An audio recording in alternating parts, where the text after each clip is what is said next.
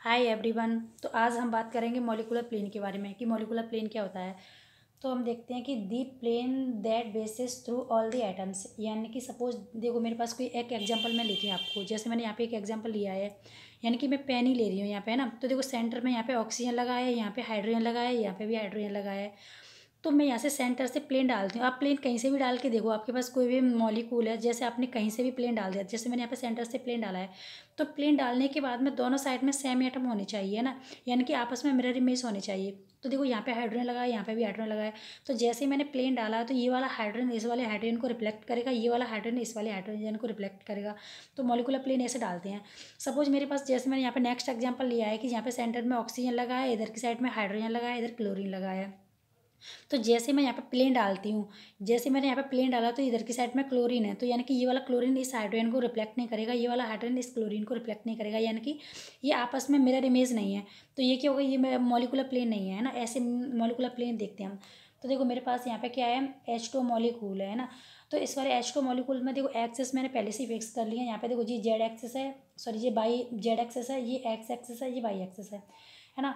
तो सबसे पहले मैं देखती हूँ, मैंने जो बाई और जो जेड एक्सेस है ना, इस ये प्लेन डाल दिया यहाँ पे। हम किसके इसमें डाला है, बाई और जेड एक्सेस से ऐसे प्लेन डाला है। तो ये वाला हाइड्रोजन इस वाले हाइड्रोजन को रिफ्लेक्ट करेगा, ये वाला हाइड्रोजन इस हाइड्रोजन को रिफ्लेक्ट करेगा, है ना। तो सेकंड प्लेन में डालूंगी, वो कौन सा प्लेन होगा, एक्स और जेड के। तो जो हमारा इसमें एक प्लेन और डल जाएगा, वो प्लेन कौन सा होगा, एक तो मैंने ये बाई और जेड में प्लेन डाल दिया, यानी कि ये आपस में मिरर में यानी एक दूसरे को रिफ्लेक्ट कर रहे हैं। जो सेकंड प्लेन है वो मैं ऊपर से डालूंगी। जैसे मैं ऊपर से डालती हूँ तो ये सारे मॉलिक्यूल्स को कट करता हुआ आता है ना। तो दो इसमें H2 मॉलिक्यूल में टू टाइप से प्लेन डलते हैं। तो देखो यहाँ पे मैं इसने एग्जांपल लिया है, मैंने यहाँ पे देखो हाइड्रोजन जी सेमी हाइड्रोजन पर मैंने आपको नंबरिंग करके बता रही हूँ। देखो जैसे मैं यहाँ पे H1 नंबरिंग की है, यहाँ पे H2 नंबरिंग की है। तो जैसे ही मैंने फर्स्ट प्लेन डाला है, जैसे मैंने बायो जेड प्लेन डालती हूँ मैं, यानी कि प्लेन आप एक मिरर इमेज की तरह आप देख सकते हो। जैसे यानी कि यहाँ पे कोई मिरर डाल दिया मैंने, है ना। यहाँ पे ये मैंने मिरर लगा दिया है बीच में।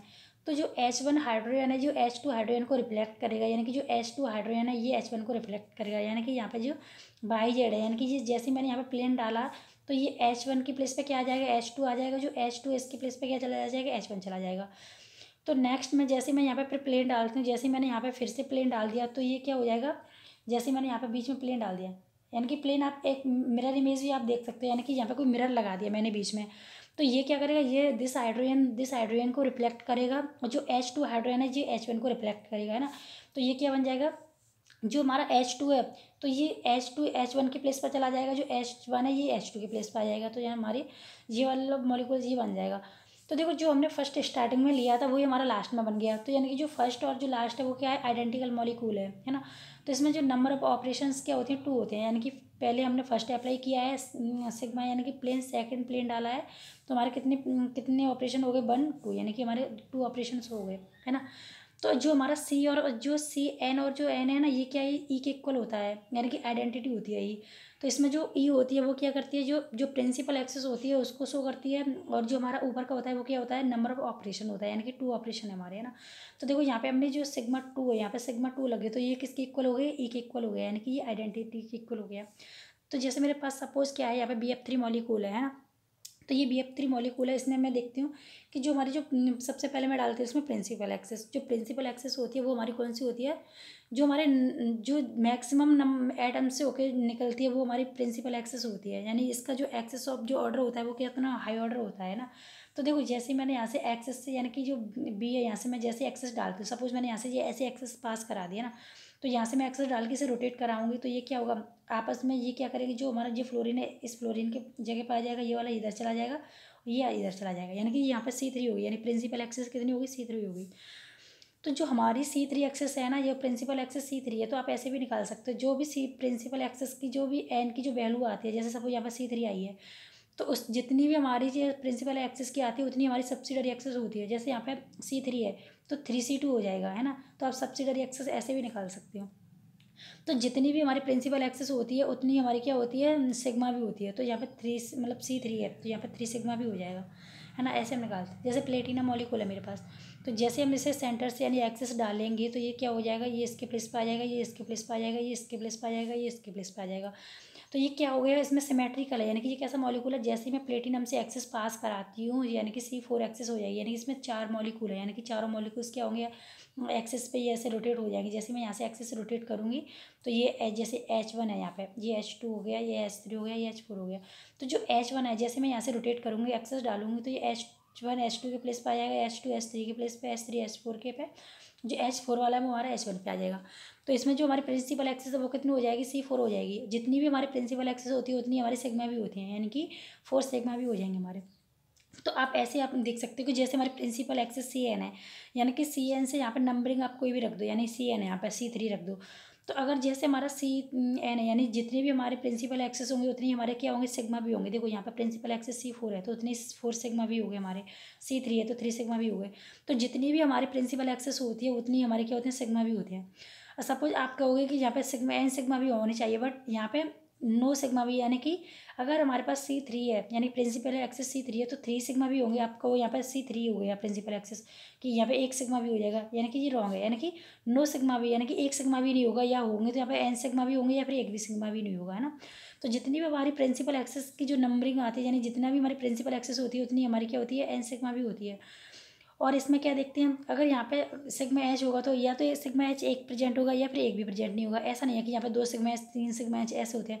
सिग्मा एच ऐसे नहीं होता, सिग्मा एच या तो एक ही सिग्मा एच प्रेजेंट है या फिर एक भी सिग्मा एच प्रेजेंट नहीं होगा, यानी कि 0 सिग्मा एच होंगे। ऐसे हम देखते हैं, है ना। तो अब हम बात करते हैं इधर सेंटर ऑफ सिमेट्री के बारे में कि सेंटर ऑफ सिमेट्री क्या होती है। तो सबसे पहले हम देखेंगे कि जो सेंटर ऑफ सिमेट्री है इसे हम क्या बोलते हैं, इन्वर्जन सेंटर भी बोलते हैं, इसे हम आई से रिप्रेजेंट करते हैं, है ना।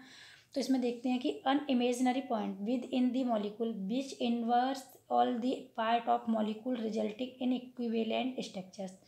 तो जो भी हमारा जैसे सेंटर में कोई भी हमारे पास यानी कि जैसे हमारा ये सेंटर हो गया, यहाँ पे कोई भी मेटल लगा यानी कि जैसे प्लेटिनम है ना, तो ये क्या करते हैं, यह पॉइंट सबको इन्वर्ट कर देता है, यानी कि पोजीशन को अपोजिट कर देगा।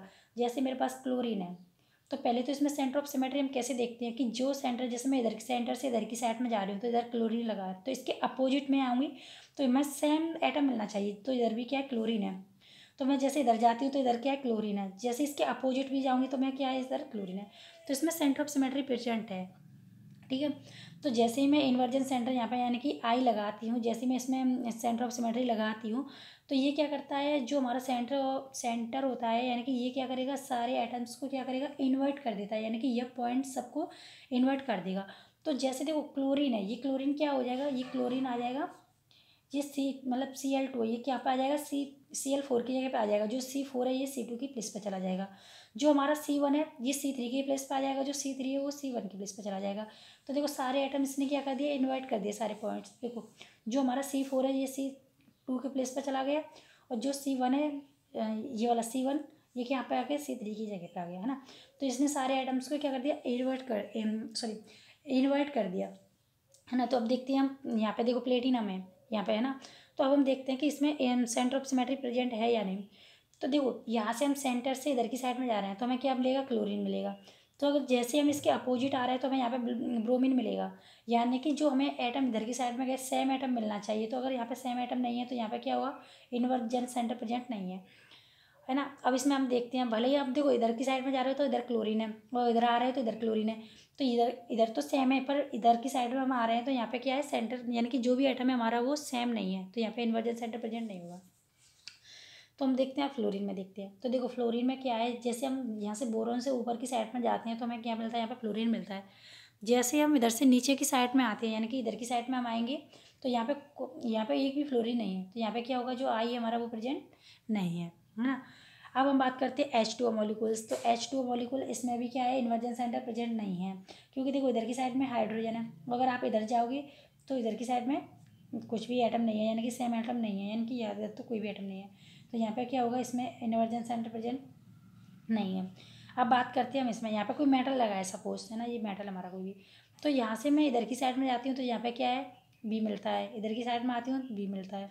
सेंटर से मैं इधर जाती हूँ तो बी मिलता है, इधर जाती हूँ तब बी मिलता है। जैसे इसके अप जाऊँगी मैं तब भी हमें बी मिलेगा, डाउन जाऊँगी तब भी मिलेगा, यानी कि सारे जो इसकी जो सेंटर से जो एटम्स अटैच है वो क्या है, सेम है। तो इसमें क्या होगा, जो इन्वर्जन सेंटर है वो हमारा प्रेजेंट है। अगर हम इसकी बात करते हैं, इसमें देखते हैं कि अगर देखो यहाँ पे ब्रोमीन जुड़ा है, अगर ये इधर की साइड में हम जाते हैं तो यहाँ पे बी लगा हुआ है, इधर आते हैं तब भी ब्रोमीन है, इधर जाते हैं हम तब भी ब्रोमीन है, इधर आते हैं तब भी ब्रोमीन है।